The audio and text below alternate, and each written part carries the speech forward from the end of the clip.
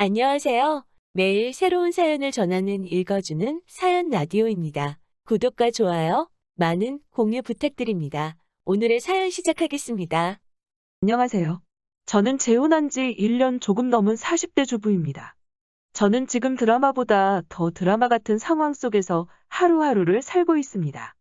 부디 제 얘기를 들어보시고 제가 어떻게 하면 좋을지 조언 부탁드립니다. 지금으로부터 약 6년 전 남편은 믿었던 사람에게 배신당하고 사업까지 실패하면서 세상을 등지고 말았습니다. 10살 배기 아들을 홀로 키우며 악착같이 살았어요. 아들 학교 보내놓고 건물 청소하고 아들 재워놓고 식당 가서 설거지하고 그렇게 돈만 벌며 살았어요. 그러던 중 지금의 남편과 만나게 되었습니다. 제가 일하던 건물 2층에 쌀국수 가게가 있었는데 남편은 그 가게 사장이었지요. 처음에는 눈인사만 하던 사이였는데 어느 순간 조금씩 대화도 하게 되더라고요. 재혼인 저와는 달리 남편은 초혼이었기 때문에 남편 쪽 반대가 매우 심했어요. 특히 남편의 아버지께서는 저를 보려고도 하지 않으셨죠. 그렇지만 아버님이 언젠간 받아주시리라 믿고 묵묵히 며느리로서의 도리해가며 남편 내조하며 열심히 살았습니다. 그렇게 1년쯤 지났을 무렵 시아버지께서 재혼을 하시게 되었습니다. 덕분에 저와 남편의 관계도 인정받게 되었지요. 그 점에 있어서 저는 시아버지의 재혼이 너무나 기뻤습니다. 한편으로는 갑자기 시어머니가 생긴다고 생각하니 긴장도 되고 떨리기도 하더라고요. 부디 좋으신 분이면 좋겠다 생각했어요. 하지만 시아버지의 결혼식장에 들어선 순간 저는 충격으로 쓰러지고 말았습니다. 그곳에는 제 여고 동창인 미숙이가 서 있더라고요. 미숙이는 저를 참 많이 괴롭히던 친구였어요. 지금 뉴스나 신문에 나오는 학교 폭력에 비교하면 그 당시의 괴롭힘은 장난이라고 볼 수도 있겠지만 전 그 당시에 하루하루가 너무 괴로웠거든요. 매번 저더러 못생겼다, 뚱뚱하다라는 지적은 물론이고 걸핏하면 제 교복과 교과서에 낙서를 하고 제 책가방을 숨겨놓고 한 번은 집에 가야 하는데 제 신발을 학교 뒷산에다 숨겨놓아서 교복에 양말만 신고 심리기를 걸은 적도 있었네요. 또 제가 다른 학교 남자들과 밖에서 술을 마시고 다닌다, 담배를 핀다는 등 말도 안 되는 소문을 내던 친구들, 그중 가장 심했던 친구가 바로 미숙이에요. 그런데 그 미숙이가 제 시어머니가 된다는 걸 안 순간 전 혈압이 빡 오르면서 그대로 기절하다시피 쓰러진 거죠. 차마 시아버지에겐 이야기하지 못하고 남편에게만 조심스럽게 이 일을 털어놓았는데 남편은 어쩔 수 없지 않냐고 하더라고요. 맞는 말이죠. 이제서야 어렵게 인정받았는데 이렇게 틀어지게 할 수는 없는 노릇 아니겠어요? 그때부터 저는 어쩔 수 없이 미숙이를 시어머니로서 대접해주기 시작했어요. 그로부터 몇 달 뒤 불의의 사고로 시아버지께서는 병원에 입원을 하시게 되었고 집에는 저랑 미숙이만 남는 경우가 허다했어요. 단둘이 있는데도 미숙이는 저를 마치 하녀 부리듯 하더라고요. 물 떠와라, 이거 정리해라, 왜 이렇게 살림을 못하냐, 밥해라, 반찬해라, 심지어 저한테 자기 속옷 빨래까지 시키더라고요. 꼭 손으로 빨라고 하면서요. 한 번은 자기 친구들을 불러서 집들이를 한번 해야겠다더니 세상에 여고 동창들을 집으로 초대한 거 아니겠어요? 그것까지는 괜찮아요. 미숙이 친구가 제 친구이기도 하니까요. 그런데 다 같이 앉아서 이야기를 나누고 있는데 갑자기 미숙이가 저더러 우리 며느라기는 가서 커피도 내오고 과일도 내와야 하지 않겠니? 라고 말하는 거예요. 그러면서 집안 교육이 엉망이라니까 호호호 이러고 앉아있더라고요. 놀러온 친구들은 저와 미숙이를 번갈아 보며 어느 장단에 맞춰야 할지 몰라 어려워하고 있고 저는 어이가 없고 서러워서 그 자리에 있기도 싫고 그래도 저한테만 그런다면 괜찮은데 제 남편에게도 이제 자기 아들이나 마찬가지라며 하대를 하더라고요. 남편이 퇴근하고 집에 와서 인사가 조금이라도 늦으면 자기가 새어머니라고 저렇게 무시하는 거라며 대성통곡을 하고 제 아들에게도 예를 들어 밥을 먹다가 뭐라도 조금 흘리면 애가 저렇게 자기 엄마 닮아서 칠칠치가 못한 것 같다고 구박을 하고 심지어 애한테 너네 엄마가 둘째 나오면 넌 찬밥 신세다 그거 아니? 이런 소리를 하더라고요. 듣다 저는 결국 미숙이한테 시어머니 그래 넌 뭐가 그렇게 당당하니? 너 돈 보고 우리 시아버지랑 결혼했지? 그리고 소리를 치자 미숙이는 그래 맞아 당연한 거 아니니?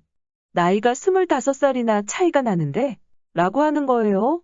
어떻게 돈 보고 결혼했다는 소리를 저렇게 당당하게 할 수 있는지 정말 구역질이 날 정도로 싫더라고요. 저는 어떻게든 미숙이의 약점을 손에 쥐어야겠다는 생각이 들었어요. 이대로 가다간 내 가정이 또 한 번 깨질 수 있겠다는 두려움도 느꼈고요. 동창 중 미숙이랑 친했던 친구 옥례를 만나 거하게 밥을 사주며 살살 대화를 유도했어요. 옥례가 말하기를 미숙이가 원래 같이 살던 남자가 있었다며, 그런데 어디서 돈 많은 영감을 물었다더니 갑자기 그렇게 그 남자 집에서 나와서 연락이 끊겼었지라고 얘기해 주더라고요. 한동안 소식이 없던 미숙이 소식을 전해온 건 시아버지의 재혼식이 있던 날이었다고요.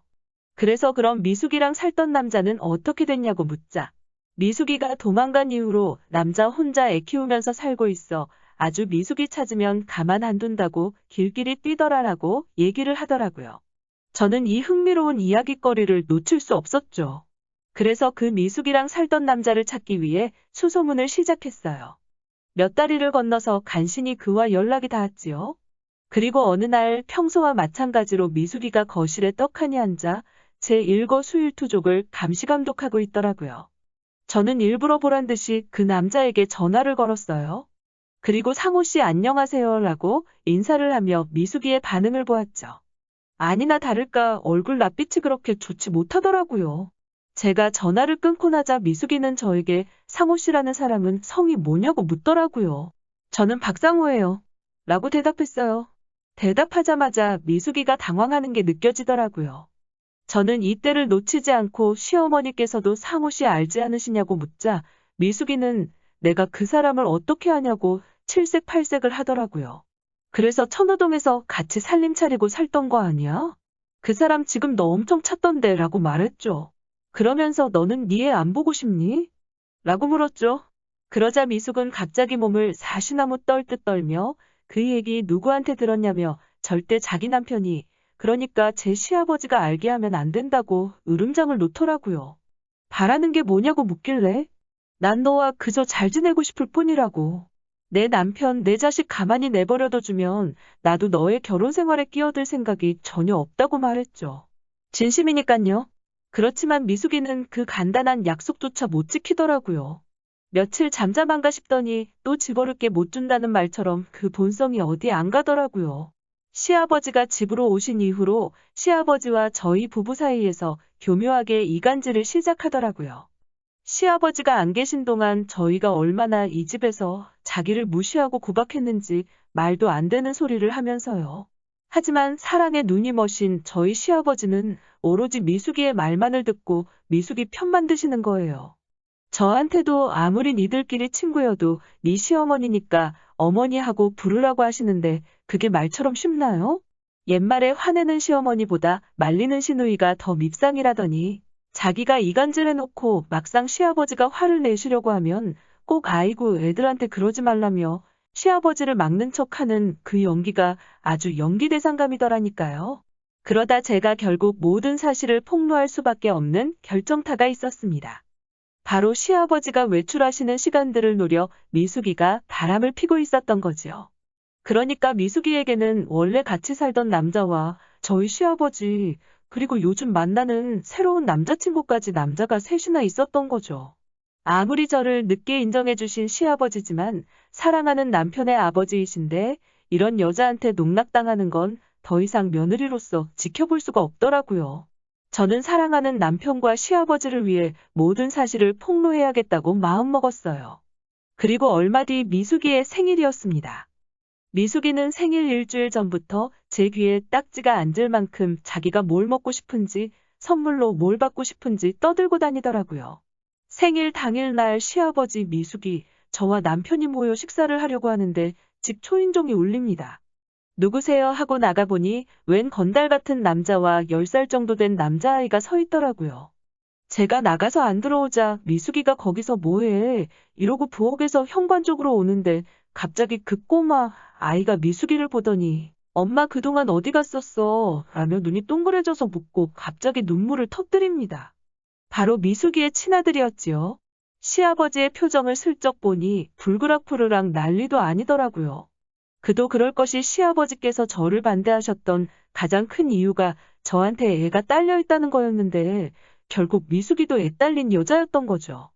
미숙이는 저희 시아버지께 손이 발이 되도록 싹싹 빌더라고요. 그리고 며칠간을 더 죄인처럼 살더라고요. 그래서인지 시아버지께서 미숙이를 내치지는 않으시더라고요.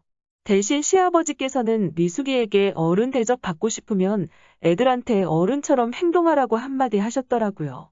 요즘 그래서인지 어깨가 축 처지고 저와 남편 눈치를 살살 보며 지내는 미숙이를 보면 마음이 복잡합니다. 이미 다 지난 과거 일이니 제가 있고 그냥 시어머니를 모신다는 마음으로 지내는 게 정답이었을까요? 하지만 미숙이를 보고 있으면 문득문득 친구들 괴롭힘에 혼자 서럽게 울던 18살 소녀로 제가 다시 되돌아가는 것 같고 그 생각을 하면 쓸쓸로 한심하고 미워지고 그렇네요. 제가 앞으로 어떻게 처신하는 게 좋을까요? 미숙이랑 아무 일도 없던 것처럼 그런 척하고 살아야 할까요? 아니면 시아버지에게 인정받는 것에 더 이상 미련 갖지 말고 분가를 할까요? 인생 선배님들 저에게 꼭 조언 좀 해주세요. 들어주셔서 정말로 감사합니다. 긴 이야기 들어주셔서 감사합니다. 오늘의 사연은 여기까지입니다. 구독과 좋아요, 알람 설정해주시면 앞으로 더 좋은 사연으로 찾아오겠습니다. 감사합니다.